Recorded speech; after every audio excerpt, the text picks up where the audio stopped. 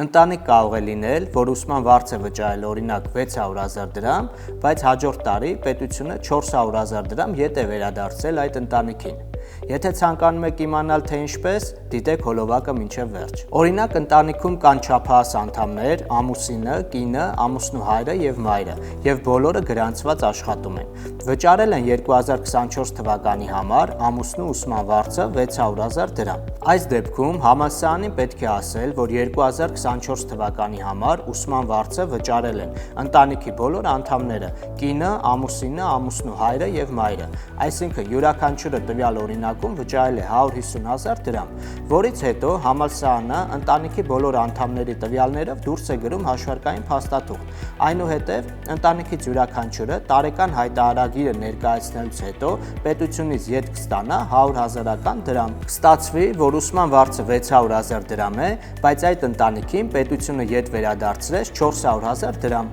Իսկ դուք ինչքան սոցիալական ծախս եք կատարել 2024 թվականին։